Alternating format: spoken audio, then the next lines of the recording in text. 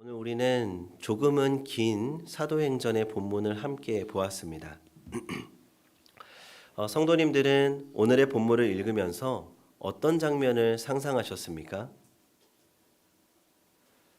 물가에서 배를 타고 예루살렘으로 가려고 하는 바울, 그리고 그를 따라온 에베소 장로들, 작별의 시간을 앞두고 밀레도에서 나눈 마지막 담화, 오늘 우리가 함께 읽은 사도행전 20장 16절부터 18절까지는 마치 한편의 깊은 드라마처럼 우리를 몰입하게 만듭니다. 그런데 이 장면은 단지 고별 인사의 장면이 아닙니다. 오늘의 말씀은 믿음의 사람 바울이 갈림길 앞에서 어떤 선택을 했고 그 결정 앞에서 믿음의 공동체는 어떤 태도를 가져야 하는지를 진하게 보여주는 결단의 이야기입니다. 그리고 이것은 지금을 살아가는 우리 모두에게 던져진 질문이기도 하죠.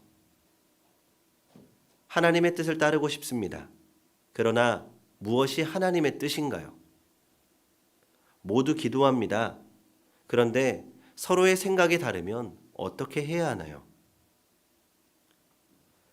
이런 질문은 우리의 삶 속, 공동체 속에서 끊임없이 반복됩니다. 오늘 우리는 바울을 통해서 이 믿음의 질문 앞에서 어떤 마음을 가져야 하는지 또 어떤 태도를 지녀야 하는지를 함께 생각해 보려고 합니다. 자, 본문은 이렇게 시작합니다. 16절을 같이 읽어보겠습니다. 16절 시작. 바울이 아시아에서 지체하지 않기 위하여 에베소를 지나 배를 타고 가기로 작정하였으니 이는 될 수 있는 대로 오순절 안에 예루살렘에 이르려고 급히 가미러라. 아멘. 자, 바울이 아시아에서 지체하지 않기로 작정했다라고 말씀합니다. 여기서 작정하였으니라는 말은 헬라어로 크리노라고 하는데 이 단순한 결심이 아니라 깊은 분별을 통해서 결정했다라는 뜻입니다. 바울은 예루살렘으로 가는 것이 자신의 편안한 길이 아니라는 것을 알았습니다. 오히려 위험과 고난이 기다리고 있다는 것을 직감했죠. 22절과 23절을 보면 바울은 이렇게 말합니다. 보라, 이제 나는 성령에 매여 예루살렘으로 가는데 거기서 무슨 일을 당할는지 알지 못하노라. 오직 성령이 각 성에서 내게 증언하여 결박과 환난이 나를 기다린다 하시나. 바울은 이 길이 고통스러운 길이라는 것을 알았습니다. 그러나 그는 성령에 매여 가야 했습니다. 여기서 매였다라는 말은 마치 포박당한 사람처럼 자유의지가 없는 것처럼 보이지만 사실은 성령에 의해 붙들려 살아가는 사람의 내적 확신과 순종을 의미합니다. 성도 여러분, 우리의 인생 길목에서 하나님의 뜻이지만 내가 원하는 길은 아닌 순간을 만날 때가 있습니다. 그 순간 우리는 내 생각과 내 감정 그리고 주변 사람들의 말보다는 하나님의 음성에 온전히 집중해야 합니다. 그리고 21장으로 넘어가면 바울이 가는 길을 두고 제자들과 믿음의 사람들이 계속해서 만류합니다. 11절을 보면 가이사랴에 도착했을 때 예언자 아가보는 바울의 허리띠를 가져다가 자기 손과 발을 묶으면서 이렇게 말합니다. 성령이 말씀하시되 예루살렘에서 유대인들이 이 띠 임자를 결박하여 이방인의 손에 넘겨주리라. 그러니까 이걸 본 사람들이 바울에게 울면서 간청하는 거죠. 예루살렘으로 제발 올라가지 마십시오. 그러니까 모두가 기도하는 사람들이었고 모두가 하나님의 뜻을 구했던 사람들이었습니다. 그런데 복음을 전하러 올라가는 그 길에 대한 생각이 달랐습니다. 누군가는 적극적으로 가려고 했고 누군가는 적극적으로 그 길을 말리려고 했습니다. 그러면 누가 맞는 걸까요? 가려고 하는 바울이 맞습니까? 아니면 말리는 다른 사람들이 맞습니까? 모두가 기도하는 사람들이었습니다. 우리 교회 공동체에서도 이와 같은 일들이 벌어질 수 있습니다.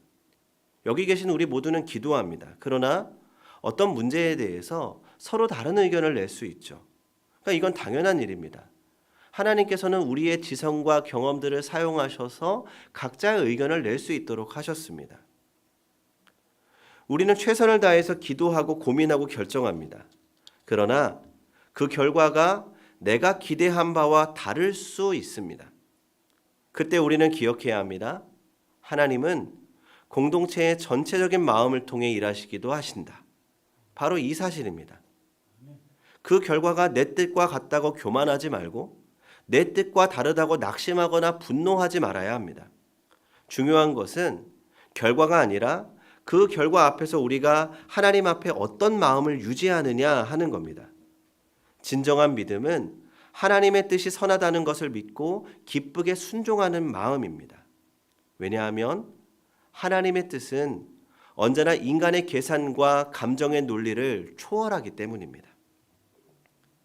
우리가 함께 기도했다면 그 기도는 반드시 헛되지 않습니다. 때로 하나님은 우리의 생각과 다르게 역사하시지만 하나님의 뜻은 항상 옳습니다.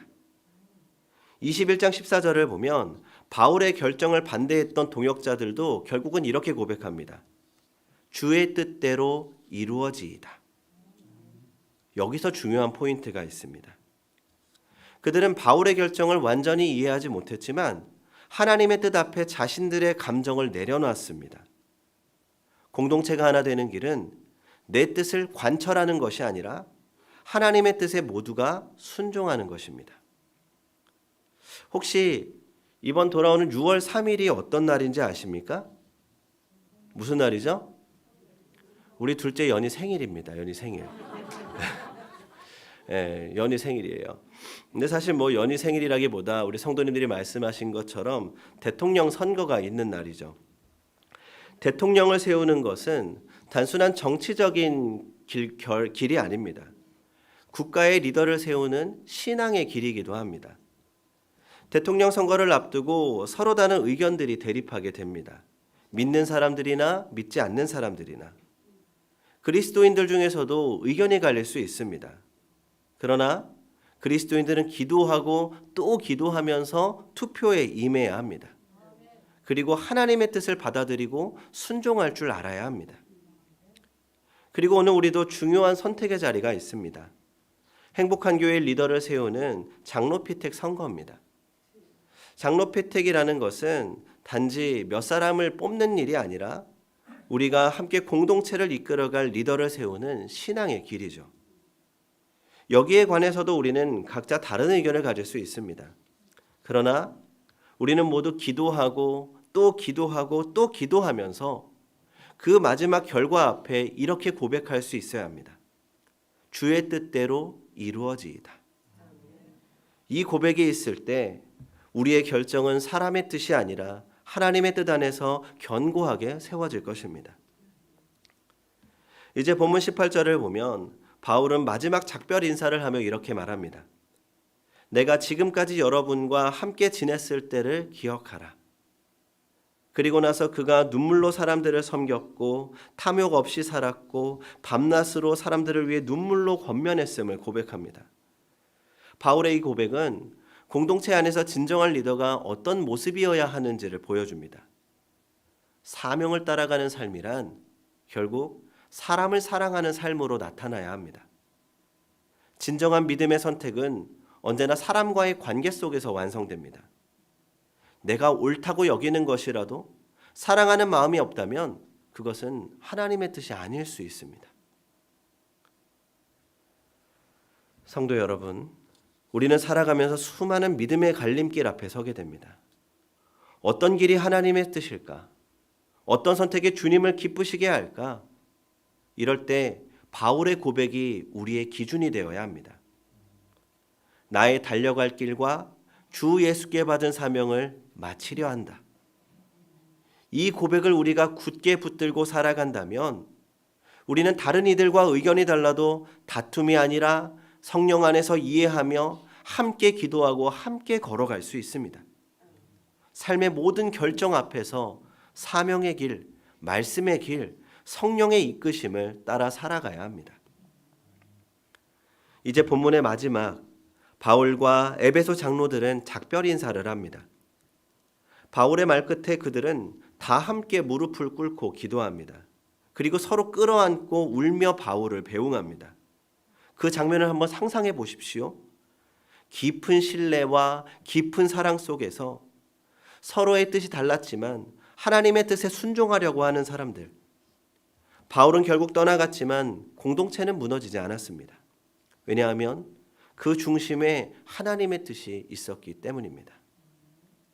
사랑하는 성도 여러분, 우리가 함께 이 길을 걸어갈 때, 믿음의 길을 걸어갈 때 우리 모두의 기도가, 우리 모두의 선택이, 우리의 순종이 하나님의 뜻에 이끌려가기를 소망합니다.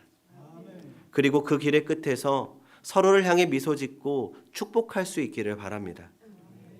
갈림길 앞에 선 우리에게 필요한 것은 완벽한 해답이 아니라 하나님의 뜻 앞에 기꺼이 무릎 꿇는 마음입니다. 바울처럼, 그리고 에베소 장로들처럼 말이죠. 주의 뜻대로 이루어지이다. 이 고백이 오늘 우리 모두의 고백이 되기를 주님의 이름으로 축원합니다. 기도하겠습니다.